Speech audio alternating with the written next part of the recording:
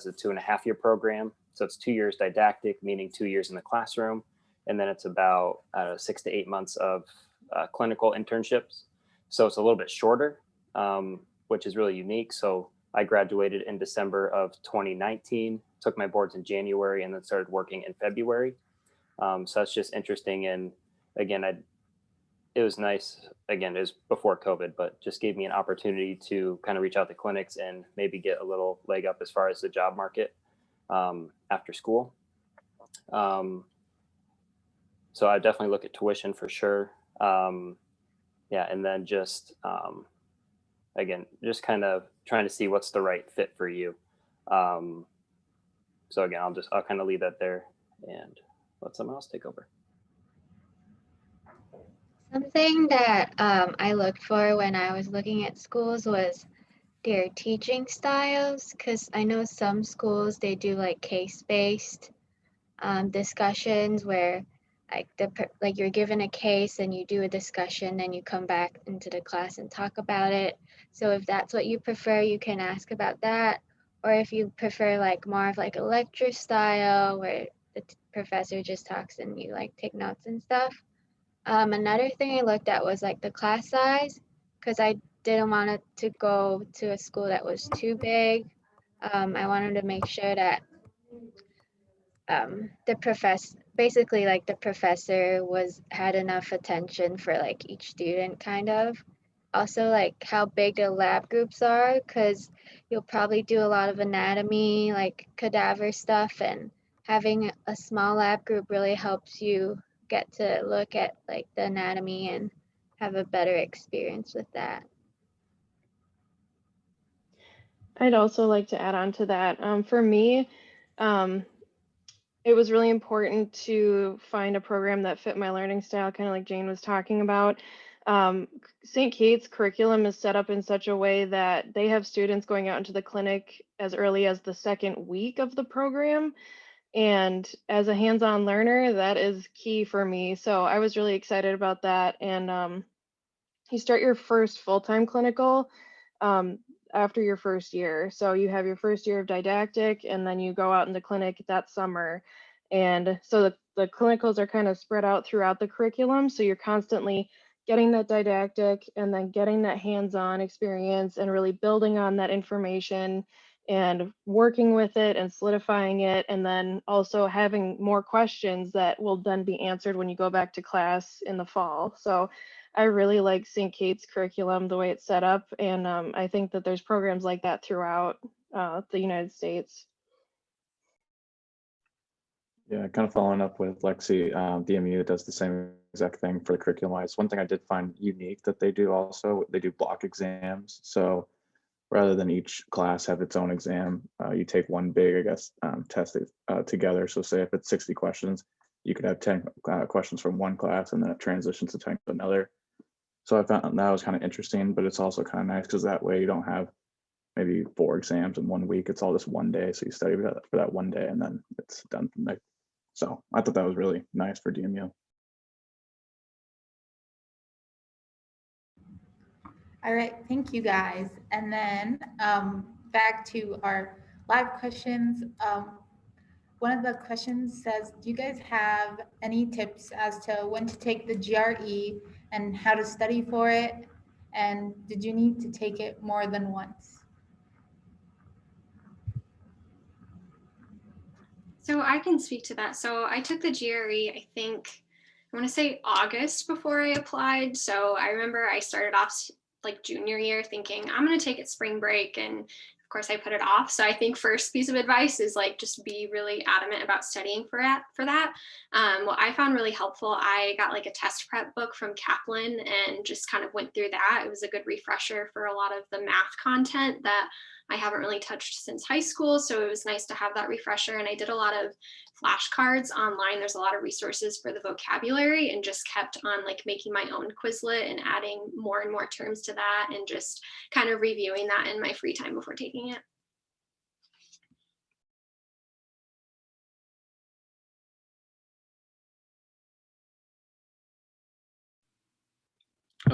If I remember correctly, I took mine, I think, in like June before I like before I submitted my application, and I did the same thing. I bought one of those test booklets to go through.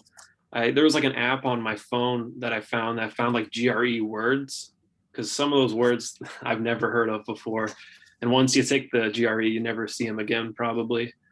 But those help because I did recognize a few words on the GRE from that app. I took the GRE, I think, in October. I was a little bit late. I took it twice. I didn't really do well my first time. I studied for it, I think, in the summer of my junior year. One like website or thing that helped me was like Magoosh. I forgot. I don't really remember if it's online or if it's like an app or something, but that's something that's worth checking out.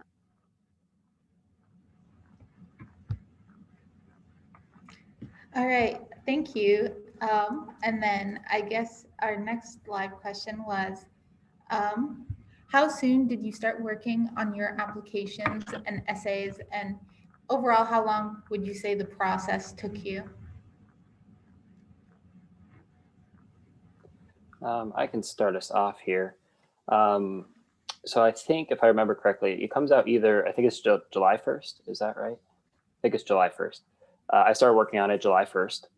So that's what I've heard, especially from like my university, but I think every university is kind of the same. You want to get that in as soon as possible. So for me personally, I was working on the essays pretty much every day after I got home from work. I think it took me a month to get everything together as far as references, essays, all the prereqs and just getting your grades in there. So it took me about a month and then I submitted it. So a lot of universities will do the rolling application, meaning they'll look at them as they come in.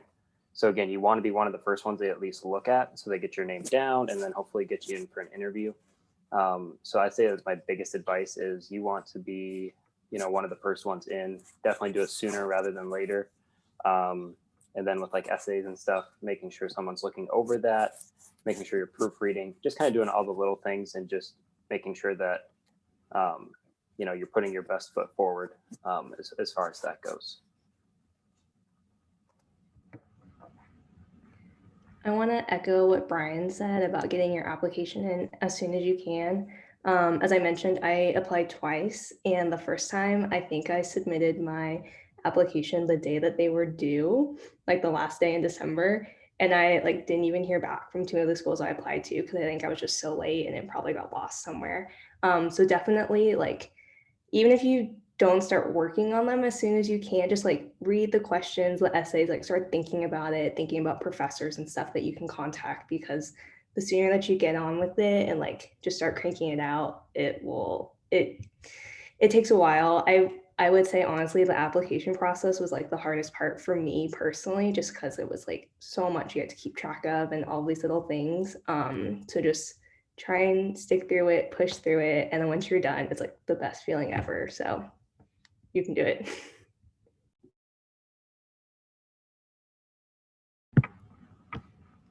Sorry, Lexi, were you gonna say something too? Yeah, I guess I would definitely echo what Brian and Madison said, but in my experience also, like I said, I got my application in for St. Kate's probably about 2 weeks before it was due, and I worked on my application for, like I said, 4 or 5 months, just the essays themselves. So I wasn't waitlisted, I was just accepted. So I think it's equally important to make sure you're spending enough time so that you are getting all those typos out. And there's no grammatical errors, because programs really look at that. They really want to make sure that you're a good writer, and they're looking for quality writing too. So telling a good story that is your story and not lying about things. So just making sure you're being thorough and spending that time too. So there's a balance that must be struck there. And just quickly, I was just gonna say, I think it opened July 1st, and I probably sporadically worked on it until late August. and I submitted it probably right before September. But like getting like the letters of recommendation and stuff, I was working on that before, because you have to get like close with a professor and a PT. And I mean, I have some like strategies or like different ways you can get closer to a professor so you can get a letter of recommendation.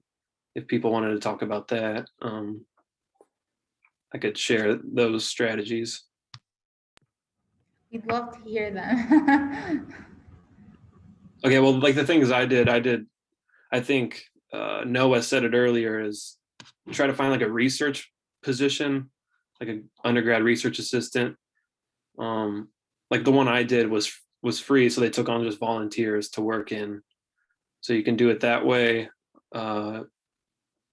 If you ever, like the Academic Success Center has like tutoring opportunities, and then also you become an SI leader. And so I did that as well. So you become an SI leader and then you're like working directly with a professor. So that's another way you can do that. And then shadowing a physical therapist, if you spend enough time with them, they definitely be down to write you a letter of recommendation. Yeah, and to follow up with Tyler, you definitely want to make sure, I mean, you stay in contact. Like when you ask them to write a letter of rec for you, you want to make sure, like, you give them dates, you give them everything kind of in advance, and keep checking up on them, because, I mean, sure, they're going to help you out, but it's probably not the top thing on their list. So just keeping an eye on that when the time does come, so when you do need it. But that was kind of one of the biggest things, I think.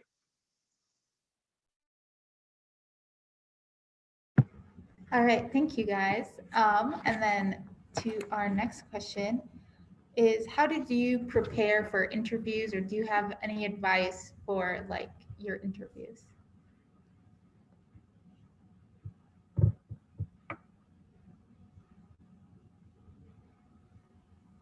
One thing I did to prepare is they have these like mock interviews, I think in the Academic Success Center at Iowa State. So basically you just schedule an appointment and you're like with an employee there for like an hour, and he just gives you kind of what it'd feel like to be interviewed. And then he gives you tips at the end. He or she will give you tips at the end, what you can improve on. They'll take a look at like your resume too, I believe, and see how you can change that. So I did that. I looked online for like some tips, some websites or other student physical therapists had for me and for other people applying.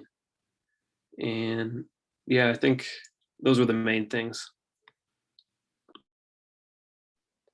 I can kind of bounce off Tyler there.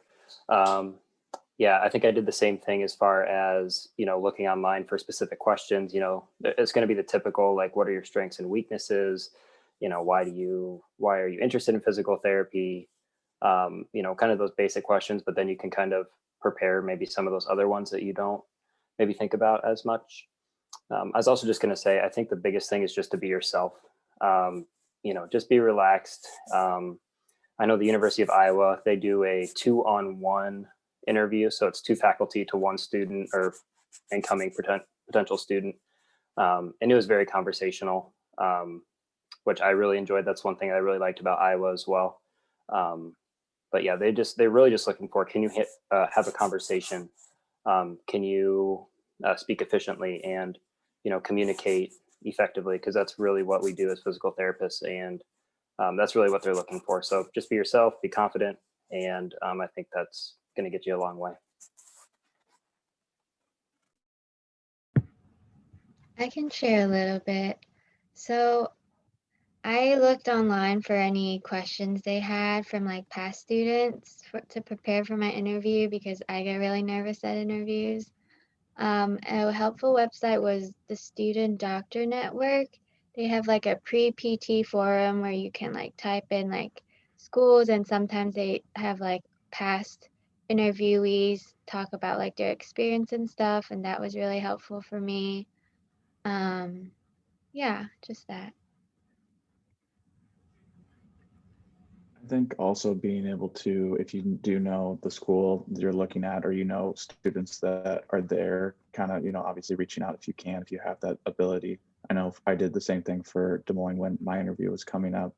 They're really big on behavioral questions and situational questions. So kind of having those, you were given, I don't know, like what was one of the biggest observation moments that kind of made you want to do physical therapy was one, or you're faced with this, I don't know, tough patient. How are you going to change your plan, or, you know, different things like that. You want to see, like Brian said, how you react as a physical therapist. Obviously, you don't want to get, you want to address the patient and have their needs first. So it's different answers like that. They're kind of looking for those key pointers. So different things you can reach out to students that are in the school right now. I think is a huge leg up if you can. Yeah, I also just want to even add to the flip side that just to not downplay like the importance of your essays. So I never had an interview in my PT school process. So University of Wisconsin and the University of Minnesota don't require an interview. And so it just happened that those were kind of my top two schools. And so it's just important to make sure that your essays are strong and that you find ways to kind of let pieces of your personality shine through in those essays, especially if schools are only going off of your written work and not able to have that interview portion too.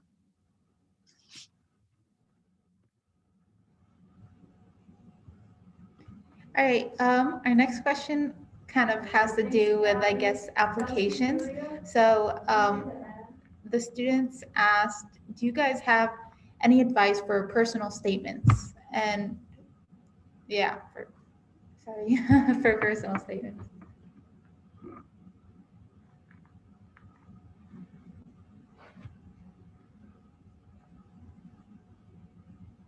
So I think it was maybe it's called like Kin 242 at Iowa State. It's like the one for like kin students going into grad school. And the personal statement that I wrote in that class, I ended up using that and tweaking it for applying to PT school. So if you're taking that class, take advantage of like the opportunity that they're giving you to kind of force you to sit down and actually write the personal statement, because sometimes that's the hardest part, is just starting. But I would say just kind of picking a unique experience to you and some story that you value, some piece of your identity that is salient to you, and just highlighting on that and finding a way to tie that back into your muse of why you want to go to PT school and why you're interested in becoming a PT. I think the more unique that you can make it, the more that you'll be able to stand out as an applicant. Yeah, absolutely. Definitely resonate with what Allison said there. I can talk a little bit about mine. So again, every story is going to be different, right? So you're not going to use my story, for example, but so when I was going through the application process, I was a college basketball player, and I actually had 2 labral surgeries in my hips while I was going through the application process. So I kind of used that, and I was actually going through physical therapy while I was going and doing my application. So it was very real to me from the patient side. So for me, I kind of tied that back into how I could use that patient experience, and then tie that back into, you know, when I'm on the other side as a physical therapist, how I can use that, you know, kind of that sympathy of, you know, you're going to have tough days, and, you know, the rehab process isn't necessarily linear. So kind of using that personal experience is kind of what I utilized in my essay. So again, like Allison said, just you kind of have to find your story, and then find a way to make that sound and just convey that in a way that, you know, you can share with the schools that you're applying to.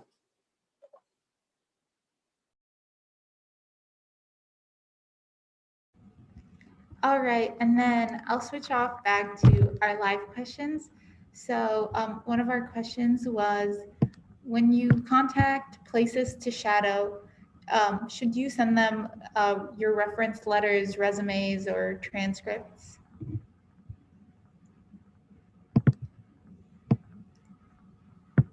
I don't think that's necessary.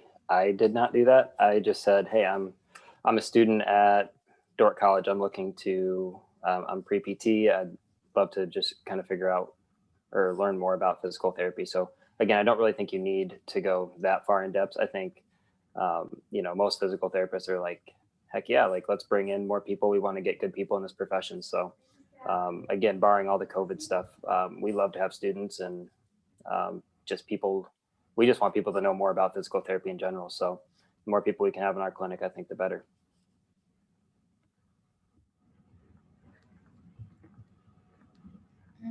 All right.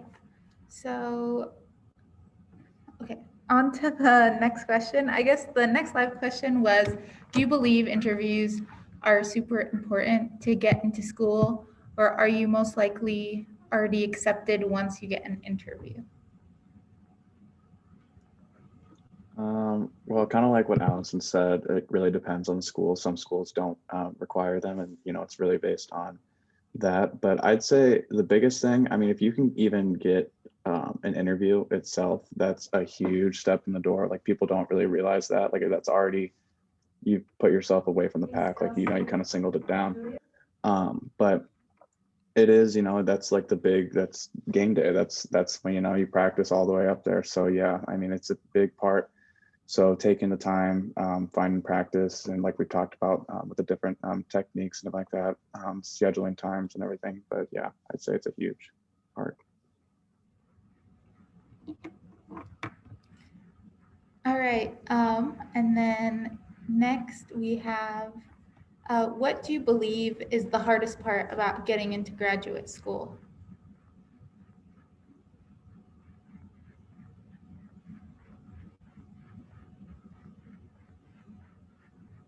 I think a hard part for me is not necessarily on like the specific details of the work that goes into it, but kind of on the back end of when, especially like if you're still an undergrad when you're applying. And I just remember being in classes with everyone else around me who's also applying to schools. And it's really easy to get caught in this mindset of like comparing yourself to other students and easily kind of beating yourself down and thinking, oh, I'm not confident in what I bring to the table. And so like, I just think the biggest thing is just being wary of that and just being able to combat that and just be proud of your story, be confident in what you bring to the table and sell yourself. So it can be a really stressful process because there is so much involved between the essays, your personal statement, and shadowing, and just the list just keeps going. And so just really trying to kind of have a calm sense of mind and just to remain confident in, in yourself and what you want to do throughout the whole process. Kind of to emphasize that too, I wanted to add, like once you get in, you're all in the same playing field. Everybody, you all made it. You're there. No one's trying to get the leg up on somebody else. You're all trying to make it to the finish line, pass, boards, get a job, etc. And the other thing is that I know for me personally, I mean, grades are a huge thing in undergrad, and everybody's trying to get an A and get a 4.0 and have a nice cumulative GPA. But once you're there, it's not, if you get a B or something like that, it's not the end of the world. So I think adjusting to that mindset that you'd really want to learn the content versus, going in there and studying, but then you don't actually know it when you need to apply it in the clinic. That's one thing I know, transitioning, at least in my first year, I've kind of noticed. So you need to get away. A's are great. I'm not saying they're not, but I'm saying, be prepared to adjust your mindset. Yeah, absolutely. And then just going back to a little bit what Allison was saying, so I think we put a lot of pressure on ourselves to get into graduate school. And again, it's not easy. But yeah, I would say that, these universities, they look at everything. They're not just looking at, do you have a 4.0? Do you have a really high GRE score? Your shadowing hours. They look at all of that. So again, if you're like, oh, my GPA is not necessarily where it should be compared to like the average that the school takes, I would say still apply. That's where you build up everything else. Get a lot of variety of shadowing hours. Try and get the best score you can on the GRE. And then just, again, kind of sharing your personal story and just being confident in yourself, because again, it's not, it takes a lot more to be a physical therapist than just being book smart. So I think as long as you're showing those things, I think you're gonna do really well.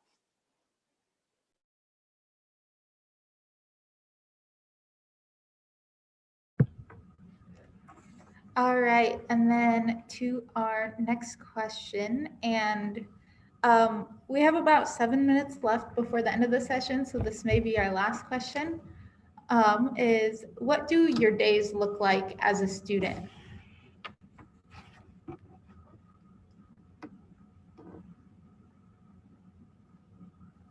I can start. So I'm a second year. Jane and I are both at UIC. We're actually lab partners, so our days look very similar. But things have definitely changed a lot since COVID has happened.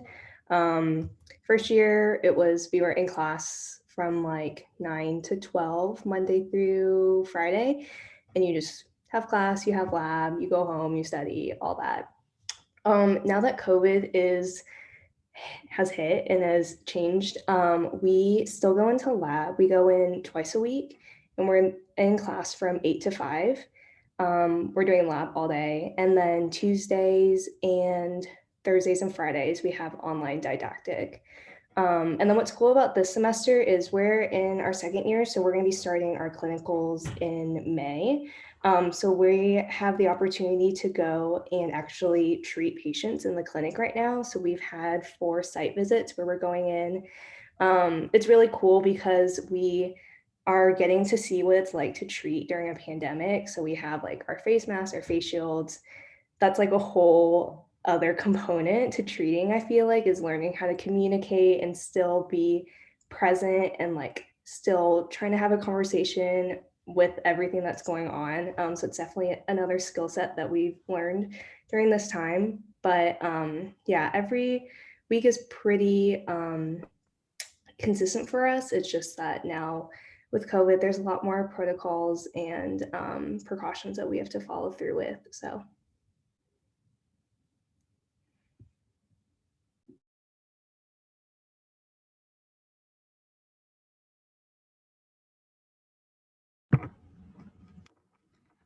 I guess we can do another question. So another question is, how do you believe COVID is going to change like your the profession maybe going into the future, and how that's going to affect it? I can touch on that a little bit. So again, I started practicing last February. So I'm in an outpatient ortho setting. I'm kind of sports medicine type of clinic. So I've been practicing for about a month, and then COVID hit. And yeah, it's definitely impacted the way that we treat. We've changed our treatment sessions. We used to do 40-minute treatment sessions, now we do 45, just to stagger patients and, trying to maintain that social distancing best we can in the clinic. We've definitely ramped up our sanitation, so we're cleaning equipment in between pretty much every patient. So I had to hire a little bit more support staff as far as techs go. And yeah, it definitely is going to impact our profession going forward. But again, I think it's also shown that we're really resilient, and we found ways to, we're wearing face masks still, but still found ways to make it personable, and we can still be hands-on, just wearing gloves. And then again, just kind of when you work with patients, just kind of gauging where they're at as far as what they're comfortable with. I've had certain patients that are not comfortable out in the gym, so we've spent treatment sessions all within a treatment room. And again, just as a clinician, you're going to have to be creative with exercises that you give them. We've also done a little bit of telehealth as well. I don't know if you guys are familiar with that, but again, just being creative. Okay, so if they're at home, obviously equipment may be a little bit limited, but there's still a lot that you can do with them as far as educational things, and obviously kind of body weight exercises and stuff like that. So it's definitely made us more creative, but again, I think just it's showing our resilience as a profession. And I think we're gonna obviously make our way through it. All right, so we have about 3 minutes left. And first, I just wanted to thank all the panelists. Thank you guys for coming and for being here today. Your insight and experiences were really awesome to listen to. And I think everybody who wants to go into this profession can benefit. And then to the students, for the next session, if you guys are planning to go to the next session, you guys could just refer back to our website. There'll be the Zoom links there. And that'll be it. Thank you guys so much. Thanks for having us. Yep, thank you.